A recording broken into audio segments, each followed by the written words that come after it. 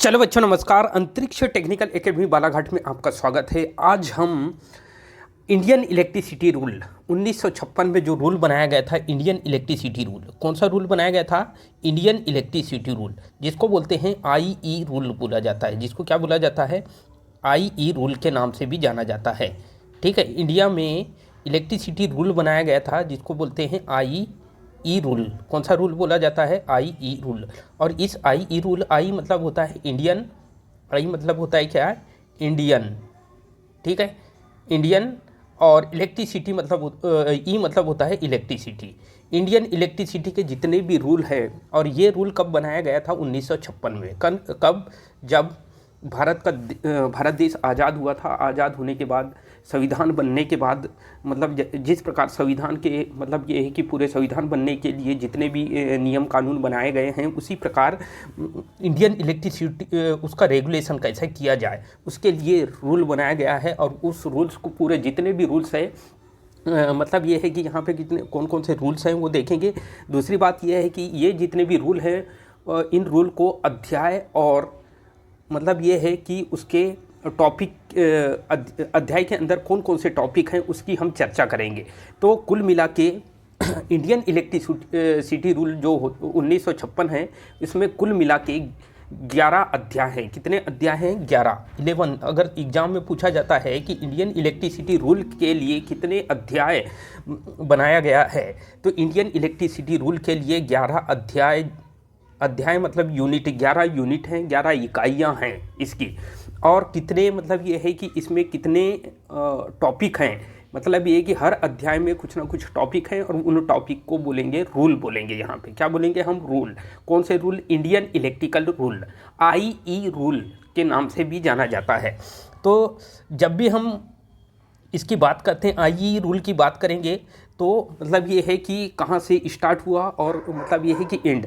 तो स्टार्टिंग जो IE rule होगा वो 1 से स्टार्ट होगा, और 143 टोटल 143 रूल बनाया गया है। इतने रूल मतलब नियम बनाया गया, और इसी नियम के अकॉर्डिंग पूरा जो है, जनरेशन से लेके ट्रांसमिशन, डिस्ट्रीब्यूशन, और जितना हम उपभोक्ता, मतलब ये है कि ग्राहक तक के बिजली का रेगुलेशन कैसे किया जाएगा, उसके लिए क्या क्या नियम बने हुए हैं, उस पूरे नियम को देखेंगे। तो चलो स्टार्ट करते हैं। सबसे पहले हम जब बात करते हैं इंडियन इलेक्ट्रिसिटी रूल की, तो इसमें ये देखा गया है कि इंडियन इलेक्ट्रिसिटी रूल के अकॉर्डिंग कौन कौन से अध्याय हैं, और इस अध्याय में कौन कौन से टॉपिक हैं। और उन टॉपिक को, पूरे जितने भी टॉपिक हैं उनको कवर करेंगे आज की इसी वीडियो में। पूरे जितने भी टॉपिक हैं, 143 रूल्स बनाया गया है, उन पूरे रूल के जितने भी टॉपिक हैं उनको कवर करेंगे। तो चलो स्टार्ट करते हैं। सबसे पहले अध्याय 1 किसकी बात करेंगे? अध्याय 1 की बात करेंगे। और इस अध्याय 1 में हम देखते हैं कि मतलब ये है कि अध्याय 1 जो है प्रारंभिकी से रिलेटेड है। मतलब जिस प्रकार संविधान में मतलब ये है कि नियम बनाया गया था। संविधान में क्या नियम संविधान के जितने भी नियम कानून बने हुए हैं हमारे भारत के संविधान के, उस संविधान में सबसे पहला जो मतलब उसकी प्रस्तावना के बारे में पढ़ते हैं। तो उसी प्रकार हम क्या होगा, इंडियन इलेक्ट्रिसिटी रूल में प्रारंभिक की बात करेंगे। तो ये प्रारंभिक मतलब होता है, ये प्रस्तावना से रिलेटेड है। किससे रिलेटेड है? प्रस्तावना से रिलेटेड है। तो जो आईई रूल जो है, इसमें क्या होगा, इसको हम प्रस्तावना भी बोलेंगे। क्या बोलेंगे? प्रस्तावना। ठीक है। और ये प्रस्तावना किस चीज़ का प्रस्तावना है? तो ये क्या होगा, आईई रूल 1956 में, सन 1956 में ये रूल बनाया गया था, और उसी का ये प्रस्तावना की बात करेंगे हम। ठीक है। प्रारंभिक मतलब ये है कि कब से कैसे स्टार्ट किया गया था, और ये मतलब ये है कि कौन कौन सी कंडीशन इसमें अप्लाई होती है, ये सारी चीज़ को हम देखेंगे। तो हम बात करते हैं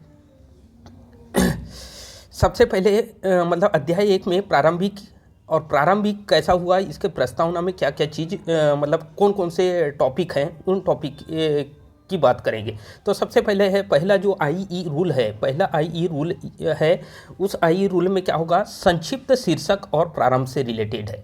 मतलब यह है कि इसमें पूरा इंडियन इलेक्ट्रिसिटी का मतलब ये संक्षिप्तीकरण किया गया है, और उसके मतलब ये है कि टाइटल, शीर्षक मतलब होता है उसका टाइटल दिया गया है, और प्रारंभ मतलब ये है कि कैसे बिजली, मतलब ये है कि कहाँ से प्रारंभ करना है और कहाँ तक के ख़त्म करना है, और उपभोक्ता तक के बिजली कैसे पहुँचाया जाए, वो सब पूरी जितनी भी रूल्स और रेगुलेशन की पूरी डिटेल है, इस मतलब ये है कि प्रारंभिक कंडीशन में अप्लाई होती है। फिर उसके बाद दूसरा जो है इंडियन इलेक्ट्रिकल रूल क्या है, दूसरा परिभाषाओं से रिलेट है। अब ये किसकी परिभाषा, तो ये है वोल्टेज की परिभाषा है। इसमें आप पूरी डिटेल में अगर जाएंगे तो बहुत मतलब ये है कि बहुत लेंदी प्रोसेस हो जाएगी, इसलिए मैं मतलब ये है कि संक्षिप्त में शॉर्टकट में बता रहा हूँ आपको। वोल्टेज की, करंट की परिभाषा है इसमें, और किस चीज़ की परिभाषा है, अर्थ की परिभाषा है इसमें, ठीक है। अर्थ की जितने भी जो अर्थिंग प्रोसेस करते हैं उसकी परिभाषा है। फिर चालक वायर, मतलब ये है कि इसमें जो कंडक्टर की परिभाषा है, चालक जिसमें करंट फ्लो होती है, कौन कौन से कंडक्टर का यूज करना है, ये पूरे जितने भी शब्दावली हैं इस परिभाषाओं में पूरा शब्दावली को व्यक्त किया गया है। कौन कौन सी, वोल्टेज, करंट, अर्थ और चालक, कुचालक, अर्धचालक, ये सारे जितने भी चीज़ जो मतलब ये है कि बिजली से संबंधित जितने भी मतलब ये है कि परिभाषा हैं उससे रिलेटेड है, ठीक है।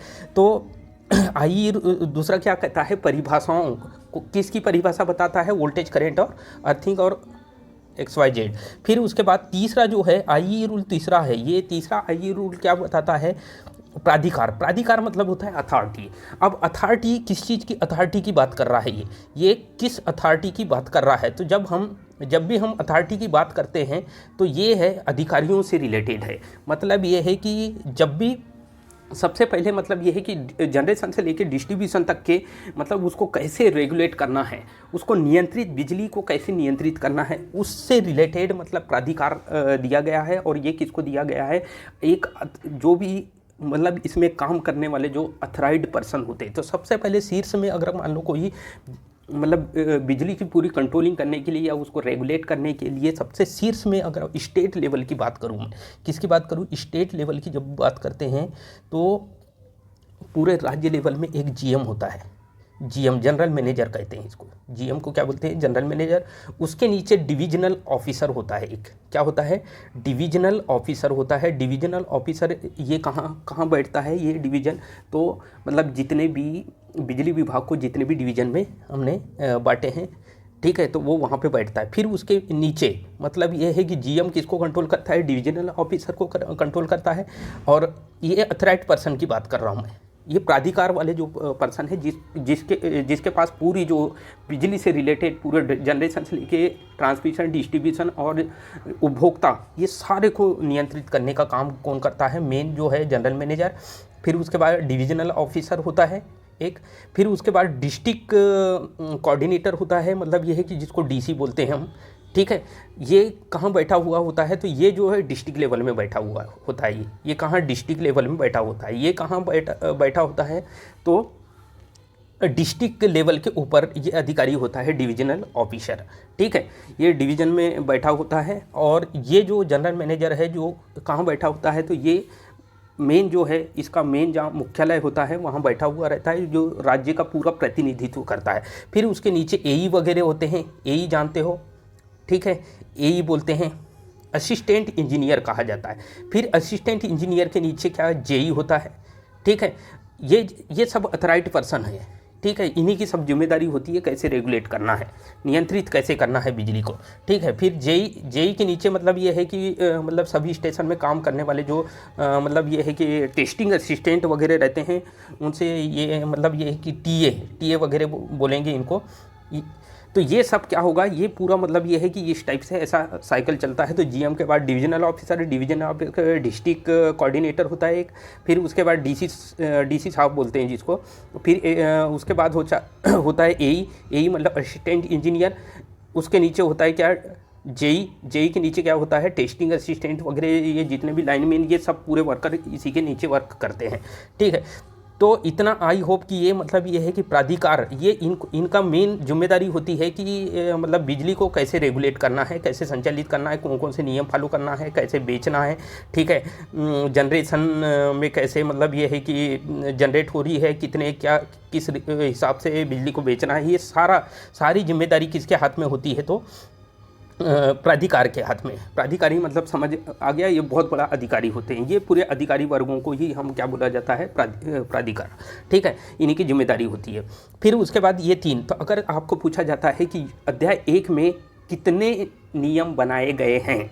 ठीक है, अध्याय 1 में जब प्रारंभ बिजली का प्रारंभिकी हुई तो कितने अध्याय मतलब इसमें जोड़े गए हैं। तो इसमें कुल मिला के टोटल जो है वो मतलब ये है कि इस अध्याय में 3 नियम बनाए गए हैं। उस नियम को मतलब ये है कि हमको याद रखना है। फिर नेक्स्ट देखते हैं अध्याय 2। अध्याय 2 की बात करेंगे तो निरीक्षक से रिलेटेड है।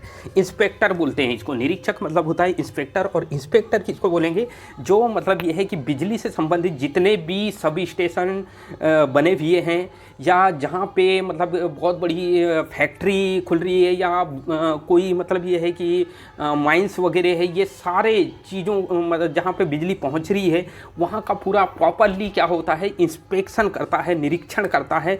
और उस निरीक्षणकर्ता को ही क्या बोला जाता है, निरीक्षक या क्या बोला जाता है, इंस्पेक्टर कहते हैं। इसको क्या बोलेंगे हम, इंस्पेक्टर कहेंगे। क्या बोलेंगे हम, इंस्पेक्टर।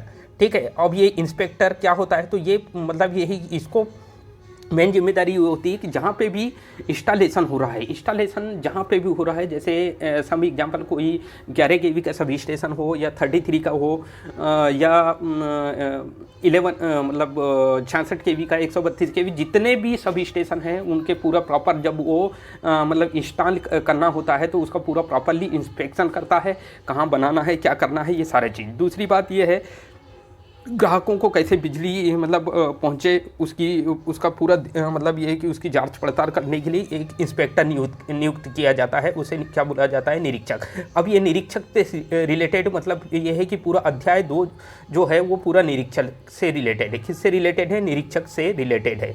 ये चीज़ हमको याद रखना है। फिर अब जब हम निरीक्षक की बात करते हैं, इसमें किसकी बात करते हैं, निरीक्षक की बात करते हैं, तो इसमें मतलब ये है कि आईई रूल मतलब इंडियन इलेक्ट्रिक रूल ये बोलता है, चौथे नंबर का बोलता है निरीक्षक की योग्यता। मतलब ये है कि निरीक्षक की क्या क्या योग्यता होना चाहिए। ठीक है, मतलब ये है कि वो योग्य है कि नहीं, कोई भी इंस्टॉलेशन ट्रांसमिशन डिस्ट्रीब्यूशन की जो लाइनें बीच रही है उसको पहचाने, उसको आइडेंटिफाई करने के लिए उसकी योग्यता क्या होना मतलब योग्य है कि नहीं, मतलब उसके बारे में वो विचार विमर्श कर सकता है कि नहीं, कैसे मतलब इंस्टॉलेशन करना है, वो सारी जानकारी को उसमें अगर मान लो निहित है तो उसी को हम मतलब ये है कि योग्यता बोलेंगे। ठीक है, जैसे कि मान लो आप कोई भी फॉर्म भरते हो, जैसे मान लो कोई भी फॉर्म भरते हो तो उसके लिए योग्यता का प्रमाण पत्र देना होता है। वहाँ पे अप्लाई करते समय योग्यता मतलब ये है कि उसका क्वालिफिकेशन क्या है। ठीक है, तो निरीक्षक का मेन क्वालिफिकेशन देखा जाता है कि मतलब, और उसके अनुभव देखा जाता है कि कौन कौन से काम के लिए वो मतलब ये है कि इस काम को करने में सक्षम है कि नहीं। तो वो सक्षम अधिकारी ही क्या कहलाता है, निरीक्षक कहलाता है। फिर अब मतलब ये है कि जो आइए रूल नंबर जो नियम 4 का जो नियम 4A में इसको डिवाइड कर दिया गया है कि निरीक्षक की सहायता के लिए, क्योंकि क्या है, निरीक्षक सिंगल जो है अपनी मतलब ये है कि वो अकेला इतना विशाल मात्रा में काम तो कर ही नहीं सकता, तो उसके लिए सहायता के लिए एक अधिकारी नियुक्ति किया जाता है ताकि उसकी सपोर्ट करे, सपोर्टिंग एक्टर कहलाता है वो। तो ये क्या करेगा, सपोर्ट करेगा, निरीक्षक की सहायता के लिए एक अधिकारी की नियुक्ति करेगा होती है। फिर उसके बाद रूल नंबर 4B में देखा जाता है कि निरीक्षक की सहायता के लिए नियुक्त अधिकारी की योग्यता मतलब ये है कि उसकी भी कुछ ना कुछ योग्यता होनी चाहिए। फिर उसके बाद हम देखते हैं मतलब ये है कि रूल नंबर 5 जो होता है वो प्रवेश और निरीक्षण से रिलेटेड है। मतलब ये है कि जहाँ पे भी इंस्टॉलेशन या ट्रांसमिशन की लाइन बीच रही हो तो वहाँ पे मतलब ये है कि प्रवेश करने के बाद उसका निरीक्षण करने से रिलेटेड है। तो 5 अगर आपको पूछा जाता है कि इंडियन इलेक्ट्रिकल रूल जो 5 है वो किससे संबंधित है, किससे संबंधित है, तो प्रवेश और निरीक्षण से। प्रवेश किसके प्रवेश से बोला जाता है, तो वो जो निरीक्षण अधिकारी होता है वो क्या होगा, जहाँ पे भी इंस्टॉलेशन हो रहा है वहाँ पे मतलब ये है कि प्रवेश करेगा, प्रवेश करने के बाद वो वहाँ पे पूरे जितने भी इक्विपमेंट का निरीक्षण करेगा और कैसे ये लगाना है क्या, ये सारी जानकारी प्रोवाइड करवाएगा। फिर उसके बाद देखते हैं छठवा जो है ये अपील से रिलेटेड है। अपील से मतलब ये है कि यदि मान लो कुछ खराबी हो जाती है इंस्टॉलेशन या ट्रांसमिशन या डिस्ट्रीब्यूशन में, तो मतलब ये है कि उसको मतलब ये है कि अपील करने का अधिकार वहाँ के जो लोग हैं या वहाँ के ग्राहक होते हैं उनको अपील करने का अधिकार होता है, और उसी को हम बोलते हैं इंडियन इलेक्ट्रिकल रूल 6 किससे रिलेटेड है, अपील से रिलेटेड है। ये चीज़ आपको याद रखना है। फिर उसके बाद हम नेक्स्ट देखते हैं मतलब इसमें क्या होगा। आइए रूल 7 क्या बोलता है इसके बारे में हम चर्चा करेंगे। तो शुल्क की राशि मतलब ये है कि किससे रिलेटेड है ये, शुल्क की राशि। शुल्क की राशि मतलब होता है कि यदि मान लो हम कोई बिजली बेच रहे हैं तो उसकी एक निश्चित शुल्क पूरे ऑल एमपी या ऑल इंडिया के हिसाब से एक निश्चित रूल बना होगा और उसी के अकॉर्डिंग हम बिजली की वसूली करेंगे, है ना। ठीक है, फिर उसके बाद रूल नंबर 8 जो होता है विवाद के मामले में विवाद के मामले में वसूली योग्य शुल्क की घटना। मतलब यह है कि जब कोई विवाद हो जाता है या किसी कारण से विवाद हो जाता है तो उसके लिए मतलब यह है कि शुल्क जमा करना होता है, उससे रिलेटेड है ये। फिर उसके बाद आइए रूल क्या 9 क्या बोलता है, अभिलेख प्रस्तुत करना। मतलब ये होता है कि जो भी आप इंस्टॉलेशन या ट्रांसमिशन डिस्ट्रीब्यूशन कर रहे हो तो उसका पूरा लेखा जोखा, अभिलेख का मतलब होता है पूरा लेखा जोखा रखना। ठीक है, कितनी बिजली आ रही है, कितनी करंट आ रही है, कितना वोल्टेज लाइन बिछी है, कितने तार गए हैं, कितने इंसुलेटर लगे हैं, कितने ट्रांसफार्मर हर सभी स्टेशन में, ये सभी स्टेशन का पूरा ब्यौरा किसके हाथ में रहता है, तो अभिलेख प्रस्तुत करने के हाथ में रहता है। और मतलब ये है कि ये इसके पास पूरी जानकारी रहती है। फिर उसके बाद मतलब ये है कि 10वां पॉइंट जो है अध्याय 1 का जो मेन 10वां, क्योंकि 10 भागों में इसको डिवाइड किया गया है अध्याय 1 को। इसमें 10 नियम है। कितने नियम है? 10 नियम है। 10वां नियम क्या बोलता है, उपभोक्ता की सूची। मतलब ये है कि जब भी हम मतलब ये है कि कोई बिजली जनरेट कर रहे हैं, इलेक्ट्रिसिटी जनरेट कर रहे हैं तो उसको डिस्ट्रीब्यूटर तक, मतलब ये है कि जहाँ पे उपभोक्ता बिजली का उपयोग करता है उसकी पूरी सूची जो है जनरल मैनेजर को देना होता है। ठीक है, वो जैसे मान लो हाल एमपी में जितने भी बिजली का उपयोग कर रहे हैं लोग हैं, ठीक है, सबके कनेक्शन होते हैं और कनेक्शन के अकॉर्डिंग मतलब ये है कि सूची जो है वो जनरल मैनेजर के पास रहती है कि इतने इतने उपभोक्ता हैं और हमारी जनरेटिंग इतना है, उस हिसाब से वो जनरेट करते हैं। ठीक है, कितनी डिमांड बढ़ रही है, पीक मान कब जा रहा है, क्या कौन कौन सी कंडीशन आ रही है, उस सारी चीज़ को जनरल मैनेजर रेगुलेट करता है। ये चीज़ अपने को याद रखना है। ठीक है, तो उपभोक्ता से रिलेटेड है। अगर आपको पूछा जाता है कि उपभोक्ता का जो आईई रूल जो है उपभोक्ता से संबंधित कौन से मतलब नियम में है, तो रूल नंबर 10वां है। फिर उसके बाद हम देखते हैं नेक्स्ट हम बात करेंगे। तो नेक्स्ट जैसे ही हम बात करते हैं इसमें तो अध्याय 3 की बात करते हैं। किसकी बात करते हैं? अध्याय 3 की बात करते हैं। और इस अध्याय 3 में हम देखेंगे कि कौन कौन से नियम बनाए गए हैं। ठीक है, इंडियन इलेक्ट्रिसिटी के कौन कौन से मतलब ये है कि नियम बनाए गए हैं, तो उसके बारे में हम क्या करेंगे, चर्चा करेंगे। तो जब भी हम यदि बात कर रहे हैं इसकी, अध्याय 3 की बात करते हैं।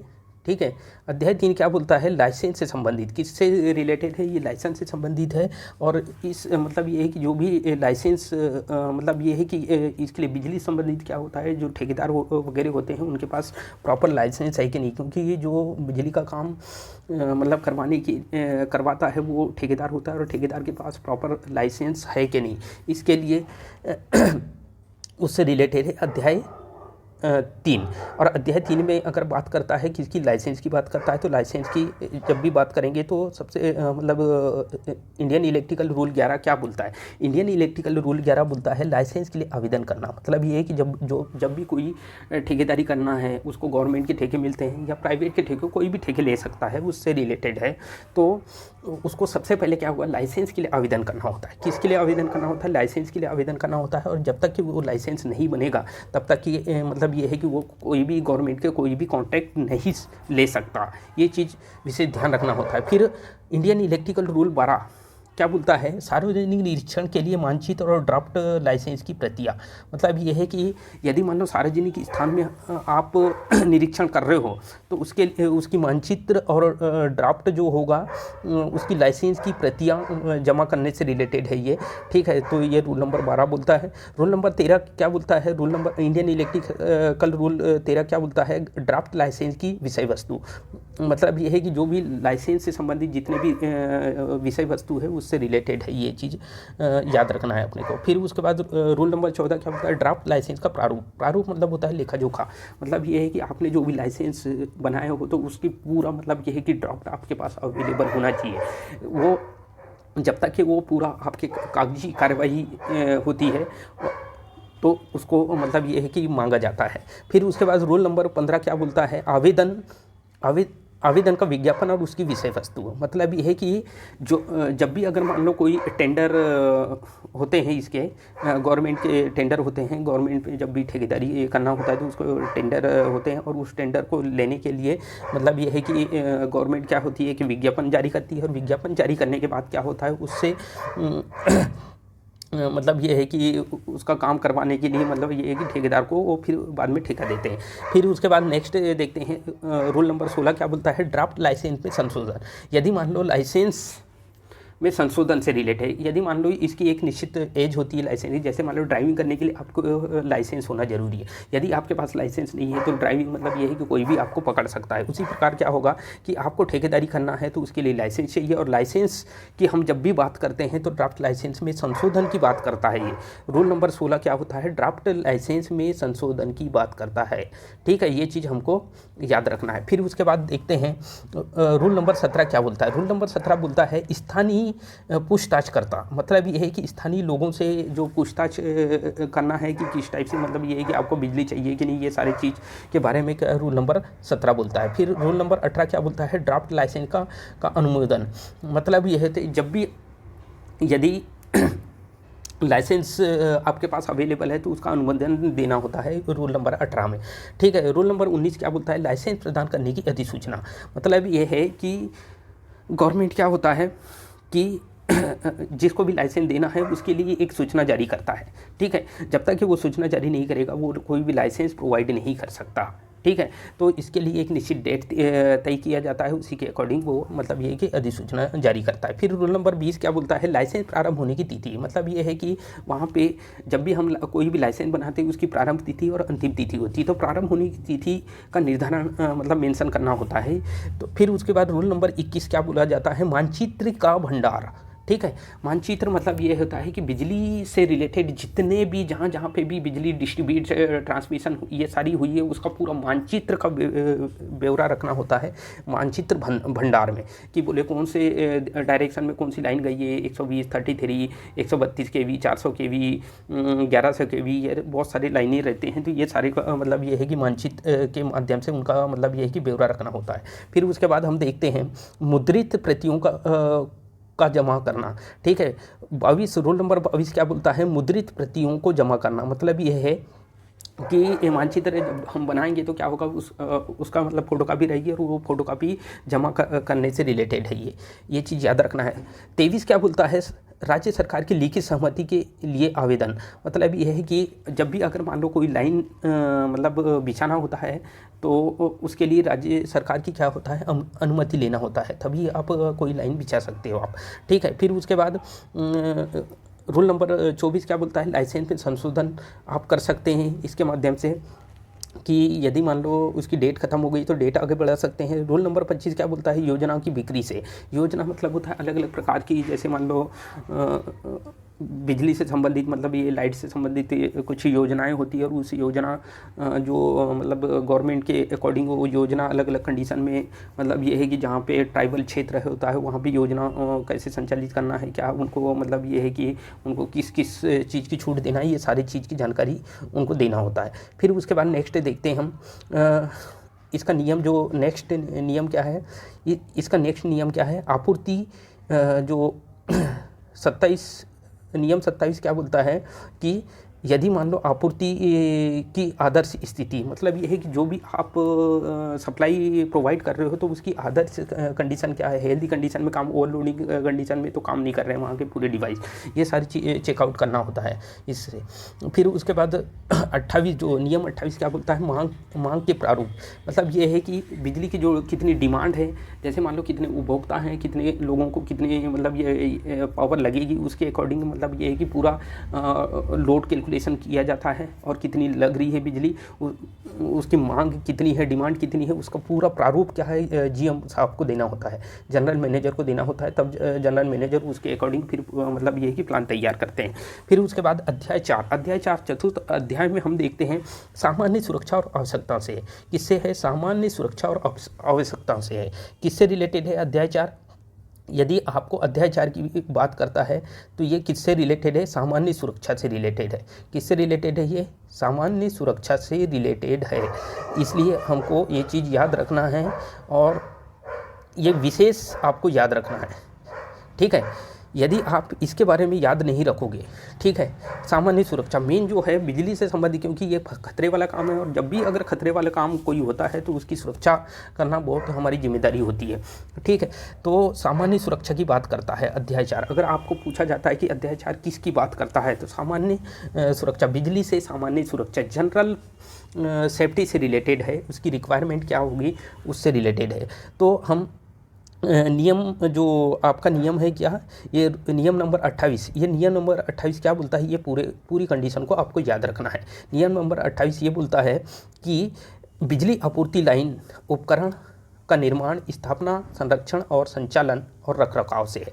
मतलब ये है कि आपूर्ति लाइन मतलब होता है जो भी हम बिजली उपभोक्ता को दे रहे हैं उसे का आपूर्ति, मतलब ये है कि जो लाइन की आपूर्ति कर रहे हैं जनरेशन के बाद, और उपकरण का निर्माण, उपकरण कौन कौन से उपकरण होंगे, जैसे कि मान लो बल्ब होल्डर, कंड्यूट, ये पाइप वगैरह, ये सारे जो होते हैं ये क्या होंगे,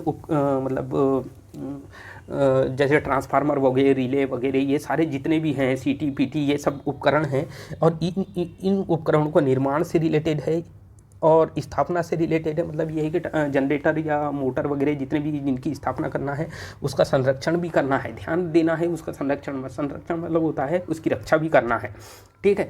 यदि उसकी रक्षा नहीं करेंगे तो क्या होगा, टाइम पे वो, मतलब ये है कि कभी भी जल सकता है, ओवरलोडिंग की कंडीशन में या कोई भी कंडीशन में जल सकता है। संचालन, उसका संचालन कैसे करेंगे, मतलब ये है कि उसका ऑपरेशन, संचालन मतलब होता है इसका ऑपरेशन से रिलेटेड है, किससे है, ऑपरेशन से रिलेटेड है, ठीक है। ये चीज़ आपको याद रखना है। फिर उसके बाद रखरखाव, रखरखाव मतलब होता है कि मतलब ये है कि जब भी उसमें सफाई वगैरह का विशेष ध्यान देना होता है, ऑयल टेस्टिंग का विशेष ध्यान देना होता है, कंडक्टर ख़राब तो नहीं हो रहे हैं उसका विशेष ध्यान, अर्थिंग का प्रॉपर अर्थिंग है कि नहीं, वो सब गाइडलाइन बनी हुई रहती है, उसी के अकॉर्डिंग काम करना होता है। फिर उसके बाद नेक्स्ट देखते हैं नियम नंबर 30। नियम नंबर 30 ये बोलता है उपभोक्ता के परिसर में सर्विस लाइन और उपकरण से रिलेटेड है। किससे रिलेटेड है ये, उपभोक्ता, उपभोक्ता मतलब होता है ग्राहक, ग्राहक मतलब होता है हम लोग जो बिजली का उपभोग कर रहे हैं, बिजली को यूज कर रहे हैं, उसे क्या बोला जाता है, उपभोक्ता कहा जाता है। उपभोक्ता के परिसर में, परिसर मतलब होता है उसके मतलब ये घर के आसपास की बात कर रहा है, में जो सर्विस लाइन होती है, जो खंबे से घर तक की जो लाइन होती है उसको आती है, उसको क्या बोला जाता है, सर्विस लाइन, और उपकरण से रिलेटेड है ये चीज़ आपको मतलब ये है कि आपको याद रखना ज़रूरी है। यदि आप इस चीज़ को याद नहीं रखोगे तो मतलब ये है कि मतलब आपको कोई भी क्वेश्चन सॉल्व नहीं हो पाएंगे। इसलिए ध्यान रखना है कि जब भी अगर इसकी बात करता है, ठीक है, तो अब उसके बाद देखते हैं नियम नंबर 30। नियम नंबर 30 क्या बोलता है, नियम नंबर 30 क्या बोलता है कि उपभोक्ता के मतलब ये 31, नियम नंबर 31 क्या बोलता है, उपभोक्ता के परिसर में कटआउट की बात कर रहा है। किसकी बात कर रहा है ये, उपभोक्ता के परिसर में कटआउट की बात कर रहा है। कटआउट मतलब होता है फ्यूज, कटआउट मतलब होता है क्या, फ्यूज। फ्यूज जो हम घरों में लगाते हैं उसको बोला जाता है कटआउट या फ्यूज बोला जाता है। तो उपभोक्ता के परिसर की बात कर रहा है, तो नियम नंबर 31 याद रखना है, उपभोक्ता के परिसर में फ्यूज लगाया जाता है, ठीक है। फिर उसके बाद नेक्स्ट, इसका जो नेक्स्ट पॉइंट है, इसका नेक्स्ट पॉइंट क्या है कि नियम नंबर 32, जब भी हम नियम नंबर 32 की बात करते हैं, ठीक है, नियम नंबर 32 की बात करते हैं, तो इस नियम में हम देखेंगे कि मतलब कौन कौन सी कंडीशन को ये फॉलो कर रहा है। तो ये जो है भू संपर्कित तटस्थ कंडक्टर की पहचान तथा उनमें स्विच और कटआउट की स्थिति के बारे में मतलब ये है कि ये बताया जाता है, ठीक है। तो आई होप कि आपको मतलब ये है कि इतने, मतलब इसके बाद मैं नेक्स्ट वीडियो आपके पास लेके आऊँगा। मतलब ये है कि नेक्स्ट टाइम में, क्योंकि ये ज़्यादा टाइम लगभग आधा घंटे की वीडियो हो गई है, इसलिए अब देखते हैं नेक्स्ट टाइम।